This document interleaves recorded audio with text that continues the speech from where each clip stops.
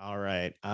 Thrilled to get a few minutes with writer, author, playwright, TV man, radio man, NFL Hall of Famer, you name it, Ray Didinger. Thank you so much for giving us some time on the show. Happy to be with you guys. You are somebody who has seen so much through your time, and we're going to get to Tommy and Me, which is sort of the culmination of everything that you've done and seen for you. But you were a sports columnist for the Bulletin, and you covered the Flyers' first Stanley Cup, the Phillies' first World Series title, and the Eagles' first Super Bowl appearance. What was it like to be somebody that helped tell that story to such a passionate fan base through the years? Um, it felt like a privilege. It felt like a privilege. It really did. Someone told me about a year ago, do you realize that you're the only journalist, sports writer, whomever, that covered all of those things? I mean, you're the only one that was there for all of them. As you said, Flyers, 2 cups, the Phillies winning the World Series, first time ever in 1980. Don't forget the Sixers with Dr. J and Moses Malone winning the NBA championship. And then just a couple of years ago with the Eagles finally winning the Super Bowl, that I'm the only reporter that was at all of those things. I hadn't really thought about that, but it's pretty amazing. And what makes it even better is I'm a Philadelphian. I was born and raised here. I grew up following all of those teams. I went to the games at Connie Mack Stadium. I suffered through the Phillies collapse in '64. I celebrated 1960 at Franklin Field when the Eagles won a championship. I mean, I lived all of that. And the fact that I've been able now as a working journalist to cover all of those championship moments and the parades that followed has been just tremendously gratifying and just a wonderful, wonderful memory that I'll have forever. Most journalists move around a lot. You've had the pleasure of being in Philadelphia for most of your career and being a Philadelphian beforehand. The as a Philadelphian, is it easier or harder to cover your teams? No, much easier, I think. I mean, you may get a different answer from different people, but for me, no, it felt much easier. For one thing, because I've been here my whole life, grew up here, and was a huge fan from the time I was a little kid of all the teams. I know the history. I mean, there's very little that happens if I'm covering an Eagles game or a Phillies game or something. There's very little that happens within the game where I have to pull out the record book and look up a stat. I mean, I have it all. I have it all here, which it helps a lot. If somebody talks about something that happened in the history of the Phillies, I know it. I lived it, and I also think that we've had a lot of really great sports journalists and broadcasters that have come through this town in the last 50 years. But a lot of them came from other places. I mean, Stan Hochman was from New York. Bill Lyon was from Illinois. Tom Cushman was from Indiana. Bill Conlon was from New York. I mean, all of these guys are terrific journalists. Mark Wicker, Sandy Grady were from North Carolina. Terrific journalists, great writers, but they came from other places. So, for example, if you're recovering 1980 when the Phillies finally won a World Series, all those same guys were in the press box with me. And that night when the Phillies beat Kansas City to finally win the World Series, all of those guys, were trying to piece together what this meant to Philadelphia to finally have that moment. And I knew, I mean, everything that the fans were feeling, I was feeling too. So I think that made the writing of it and the capturing of just the emotion of the city much easier for me to get my arms around because, I lived it in a way that the other guys had not. So I always felt that being a native Philadelphian and working here in sports media my whole life was a tremendous advantage. You went from EE at Franklin Field to the press box, and somebody said about you, what I like about you, you're a homeboy, but not a homer. Right. Talk about how being that homeboy at your grandfather's bar led to the bus trips to the football games, which led to your parents taking you to Hershey, which led to Tommy and Me. Yeah, that's the arc. I mean, you just laid it out there. You just walked my whole journey. Um, yeah, Southwest Philadelphia. That's where I was born. Grew up from the time I was 8, 9 years old, hanging out at my grandfather's bar on Woodland Avenue, talking sports with the guys, all the blue collar guys that came to the bar. Um, while other kids were reading the Hardy Boys and or watching Soupy Sales, I was down at the bar sitting there drinking Cokes and talking about Robin Roberts and Norm Van Brocklin. And tremendous training for my career. Didn't know it at the time, but that was sort of my apprenticeship, I guess, in terms of learning about the sports. And the other part of it was, and this is very real, was getting an understanding at a very early age that, especially in this town, sports are not just games.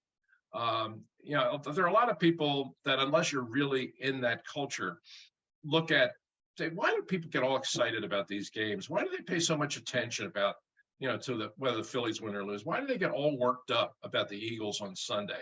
Why are people on a Monday after an Eagles loss? Why are people depressed? Well, I think it's true in some towns, but it's certainly true in this town that the working class people, the guys that I grew up with, the guys that I knew, the bus drivers, the truck drivers, the auto mechanics, they defined themselves by their love of sports. They defined their daily lives by whether the teams they rooted for were winning or losing. It was that important to them.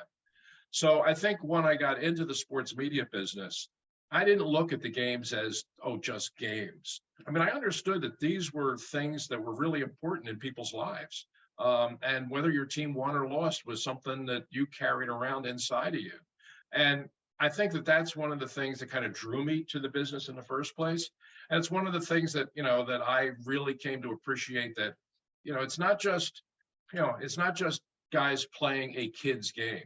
I mean, these teams and the fate of these teams, good or bad, has a real genuine impact on life in this city. And I had got that awareness. Some people come to it later on in life, but because of where I lived and the people I grew up with, I had that appreciation from a very early age. Your understanding and witnessing of history, especially with the Eagles, did you feel any type of burden that you were carrying the history of the Eagles and telling the story of the Eagles and really being a historian for the Eagles history? A little bit, especially when Temple University Press came to me and asked me to write the Eagles Encyclopedia. I mean, if ever there was a book that I was born to write, that was probably it. But I never really thought about doing it until they came to me with the proposal that they wanted to do an Eagles. They had done a Phillies encyclopedia 10 years earlier, which was quite successful. And then they thought, well, an Eagles book would certainly be at least as successful. So they went out to find somebody to write it for them. So they came to me. And I knew that it was a big undertaking because there's a lot of history here. But I also knew that how can I say no to that project? I mean, the Eagles Encyclopedia is something I had basically lived in for my whole life. So I did it, and I just had a ball doing it. It was a lot of work, and unfortunately, and it was actually too much work for me alone to take on. I asked if we could find a co-author, and they found a very good one, a fellow named Robert Lyons, who worked for Associated Press in the city and also was a Philadelphian. So Bob and I kind of shared the original Eagles Encyclopedia, and it was a lot of work, but so much of it I had right here. I mean, so much. I'm not saying I didn't look things up. I did, just to be factually correct, dates, scores, and things like that. But the general pulse of the story and really the heart of the story, I knew. I mean, nobody had to explain it to me. I had lived it all, the good and the bad. So writing Eagles Encyclopedia was really a lot of fun. And we've now gone back and we've revised it twice. We did Eagles Encyclopedia, the original. Then we did the New Eagles Encyclopedia, which came out 10 years later. And then I kind of said to them, I don't know that we need to change it at all unless the Eagles win the Super Bowl. If the Eagles win the Super Bowl, I think it's sort of incumbent upon us to do a third edition. And lo and behold, Super Bowl 52 happened, and we came back with the Philadelphia Eagles Encyclopedia Champions Edition. And we were actually prepared to do it again this year. If they had beaten the Chiefs and won the Super Bowl, there would have been yet a fourth edition of the Eagles Encyclopedia. So we didn't get to do it this year, but hopefully we'll get to do it soon. I would more than welcome a fourth edition. So, your life story basically now comes to life on the stage. People can see Tommy and me now at Bucks County Playhouse. We'll have information later in the show and put it out on social of how they can get tickets. So you go to training camp with your parents and you're there to try and get an autograph. Tell us about your relationship arc with Tommy, who you ended up telling the story about many, many years later, right before his induction into the Hall of Fame. Right. Yeah. Well, it does start with that. My family were, they were just more than Eagles fans. I mean, they were super fans, and to the point where my dad would get 2 weeks summer vacation, as all working men did back in the day, and our 2 weeks were always spent in Hershey, Pennsylvania, which was where the Eagles had their training camp then. And that was literally our yearly vacation. We would take those 2 weeks and we would go to Hershey, Pennsylvania. We would get a room at the Cocoa Inn, and we would go to Eagles practice every day. We'd go and watch morning practice. We'd go get something to eat. We'd come back, we'd watch the afternoon practice. The next day, we'd repeat the process for the whole 2 weeks. And then after 2 weeks, we'd go back to Philadelphia. But that was it. That's how much my family was into it. Our summer vacation was Eagles training camp every year. So I was up close and personal with the team at that time. And again, this was the 50s. So pro football was not as big as it is now. And training camp was not the big deal that it is today. Back then, Eagles training camp, hardly anybody went to practice. So there was no need for security or fences or things to hold people back. If you went to practice, you parked your car right on the edge of the field, and you could stand there right with the players. It was that informal. And a little kid like me could stand at the locker room door and with an autograph book and get every autograph on the team. And Tommy McDonald was my favorite player, as he was pretty much every kid's favorite player. And but because I was up at training camp every day, I could see him every day. And I waited at the locker room door for him every day. And it started off with an autograph, which he signed. And then he handed me his helmet and said, okay, here's my helmet. You want to walk with me to the practice field? And we would do that every day for the full 2 weeks.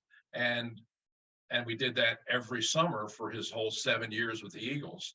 And over the course of that time, we just developed a friendship that carried on into later life and wound up with, when I became a sports writer, me sort of leading the campaign to get him the thing that he always wanted and dreamed of, which was a place in the Pro Football Hall of Fame. And it all happened, and he got in the Hall of Fame in 1998. He asked me to be his presenter. So we got to share that whole weekend in Canton, Ohio. And it was in the middle of that I realized what a truly remarkable story this was, and what an amazing journey these two people had taken together over the course of 40 years. And that's when I said, I have to tell this story. It's just too good not to tell and share. And so that's what ultimately became Tommy and me.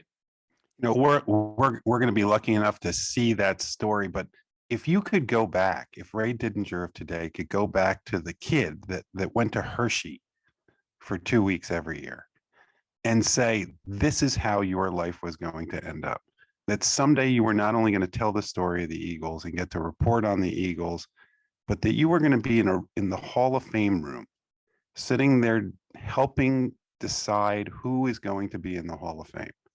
And then you would be there yourself. What would you say to that kid?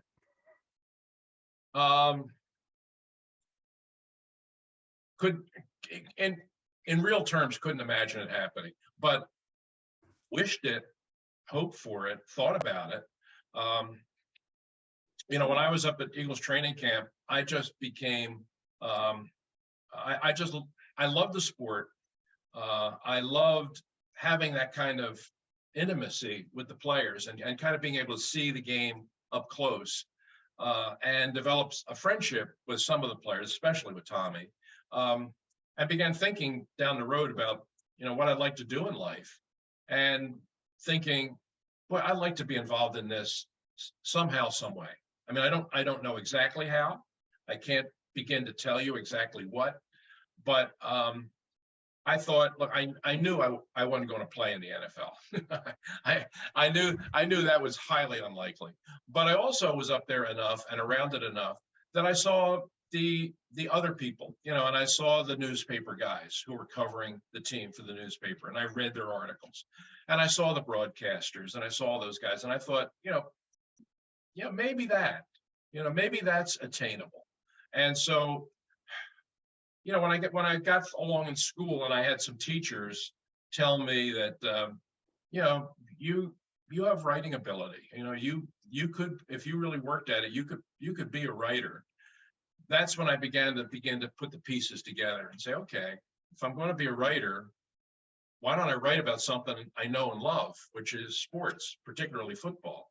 And so as I went along, probably by the time I got to high school, I really kind of had in my mind that that's what I want to do. That's what I want to do. Now, the thought that it could ever actually happen for me, that you never know if that's going to happen. But by the time I was in high school, I began thinking seriously that that was the path I wanted to follow. And luckily for me, everything just kind of fell into place. What's the process like being in the room, deciding who's going to be or voting on who's going to be in the Hall of Fame? Very hard, very hard. I did it for about 15 years. I was the Philadelphia voter. The way it worked back then, it's changed a little bit now, but the way it worked back then was you had one voter from each of the cities. So there were 32 teams, so there were 32 voters. And each guy represented his team. And if you had a candidate from your city, from your team, it was your responsibility to get up and make the presentation to the other voters about why your guy deserved to be in. And it was a very heavy responsibility because there'd be 15 finalists. And obviously you're talking about 15 finalists for the Hall of Fame. They're all great players, and you as the voter from that city, you're the one that's getting up there and you got to make the case for your guy. And if he falls short, as happened with Tommy the first time that I made, that I was Tommy's advocate, he didn't get in. And I really took it personally. I felt that it was that I failed him, that it's my fault that he didn't get in. And that's tough. I mean, that really was tough. It was doubly tough for me because he wasn't just an Eagles player. He was my hero. And here I was in a position where I could kind of get him over the threshold. And when he didn't get in, I felt personally responsible. So that's hard. And even if you aren't in a position that any particular year that you don't have a guy from your city, so you're not responsible for trying to make a case to get somebody in. If you're just one of the voters that year, it's still hard because you got 15 finalists, and on any given year, you're probably going to say no to 10 of them, and they're all great players. And what this means to those guys. This is the highest honor and that you could achieve. And they and their families and everybody around them want this so desperately. And you're one of the guys in the room that's basically saying no. And that's hard. Believe me, that's hard. So people say, oh, I'd love to be a Hall of Fame voter. Well, be careful what you wish for. Because I know all the years that I did it, I took it real seriously because I knew what it meant to the people involved. But every year when I walked out of the room, I felt good for the guys we put in. But what stayed with me longer was understanding and thinking about the disappointment for the guys who didn't get in. It's a very weighty thing for these guys that have devoted their whole life to this sport and paid a real, genuine physical price for the careers that they played. to at some point stand at the door of the Hall of Fame and say, no, you're not going in. That's hard. And I felt that every year when I had to do it. I have to ask you before we finish, for all that you've written, the one story that didn't get to be told in writing until you wrote the book, Finished Business, is your interview with Muhammad Ali, which wasn't supposed to be an interview. That Right. sounds like an unbelievable situation. Can you talk about that? Yes, it was. It was the only time. It was the only time I ever interviewed him, and it was just. It wasn't really supposed to be much of an interview. I was very new to the business. I mean, I had only been at the Philadelphia Bulletin a few years, and I wasn't covering boxing. We had another writer named Jack Freed who was, but Ali was training. His training camp was up in the hills in a place called Deer Lake, which was up sort of near Pottsville, and when he was training for fight. I can't remember who he was going to fight, but he was up there training for it. And they announced that they had, Ali was going to be available for interviews on a certain day. And so they sent word to the Philadelphia Bulletin, and our boxing writer, who was an older man, he didn't feel like making that drive. And so they sent me to interview Ali, to cover the workout. Basically, my instructions were cover the workout and get a few quotes at his press conference. But as it turned out, there were supposed to be a dozen reporters there. I was the only one that showed up. And so what was supposed to be a press conference turned into a one-on-one. And I got to talk to him. I was in his cabin up there, just him and me, and he had nothing else to do. So I was alone in the cabin with Muhammad Ali for about an hour and a half, which was pretty awesome. And we talked about, you can talk about a lot of things in an hour and a half, and we did. But I found him to be very engaging. I found him to be very bright. We talked about a lot of stuff. But I think what you're getting at is at one point, one of the things that surprised me about him was his knowledge of the sport, the history of the sport. He was talking about great fighters from the past, and Joe Louis and Henry Armstrong and Barney Ross, and guys that most people wouldn't even know, guys from the 20s, 30s, 40s. Ali knew all that stuff. So in the conversation of talking about great fighters, I brought up the name of Joe Frazier. And at that point, Ali had only fought Frazier once. They had had the one fight in New York, which Frazier had won. And so I mentioned Frazier, and Ali says to me, did you see my fight with Joe Frazier? And I said, yeah. I said, I went to the closed circuit broadcast of it at the then Spectrum. And Ali leaned across the table until his nose was like that far from mine. And he said, who was you rooting for? I never saw that coming. So you can imagine alone in a cabin with Muhammad Ali right in front of you, and he has now just asked you that question. And the truth of it was I was rooting for Joe Frazier because it was a Philly thing. And I could have easily lied and said, well, of course I was rooting for you, but I couldn't lie to the guy. So I looked him right in the eye and I said, I was rooting for Joe Frazier. And it was, and he rocked back in his chair, and he didn't look angry. He just looked surprised. And he said, why was you rooting for Joe Frazier? And I said, I'm from Philadelphia. I was rooting for the home team. And he said something that really surprised me. He said, I respect you for telling me that. And the whole drive back to Philadelphia, I was thinking about what did he mean? Respect. Why did he respect it? And I think it was just that in his world, in his life, and this was true throughout his life, he was so surrounded by people who just patted him on the back and said, hey, you're the greatest, you're the best, and always told him what he wanted to hear. That to have somebody just give him an honest answer, even if it wasn't the answer he wanted to hear, it was like, okay, I respect the fact that you had the guts to tell me that. So, yes, of all the interviews I've done, and I've done thousands, that's one that I will never forget. Ray, the way that your job works is you observe something and then you write about it. What is it like now with Tommy and me to write something, and now you get to observe and we get to observe something that you wrote? Terrifying, terrifying. And Tommy and Me has been running now since we debuted it in 2016, and here we are 2023. So I've seen a lot of performances in that time. But every night it's very fraught with anxiety for me, because I have no control over it. When I was on the radio, or I was doing Eagles post-game TV, or even writing a story, I always kind of had control over it. And if it went badly, it was sort of on me. In theater, it's different. I mean, now I just have to sit in the back and watch the audience file in, and then the actors come on stage, and then the lights come up and the play begins. And I have no control over what's going to happen now.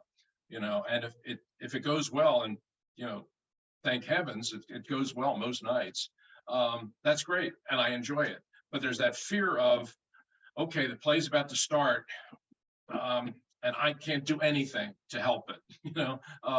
It's I've never been in this position before, and it's a little scary. But I will say this: on nights when it's really good, and we've had several of those in this run at the Bucks County Playhouse, when the audience is really into it and they're laughing, or towards the end of it, if they're crying, which happens a lot, I'm sitting in the back, and it's just incredibly gratifying to see people who really embrace this story. And one of the things that's really nice, maybe one of the best things about it, is when it's over, when people come up to me and say, I'm not even a football fan. I don't even really like football. I don't follow the Eagles, but I loved this story. When you can take people who have no real investment in the sport, or Tommy McDonald himself, but you can draw them into that story in a way that at the end they're that moved. That's the most wonderful feeling for a playwright, is that you've and sometimes theater critics, and several of the critics that have written about this run at Bucks County, start off their review by saying, I'm not a football fan, and I walked into the Bucks County Playhouse not expecting much. One of the reviews literally said that, but then said, but by the end of the evening, I was totally caught up in the story. To take a theater critic and turn his whole attitude around 180 degrees in just 90 minutes, that's a good feeling. And we've been able to do that with Tommy and Me. Well, people can check it out for themselves. They can get tickets to Tommy and Me. It runs through June 17th at the Bucks County Playhouse, bcptheater.org. Ray, thanks so much for the time. Congratulations on all the success, and we hope to get to talk to you again. Anytime, fellas. This was a real pleasure. Thank you very much.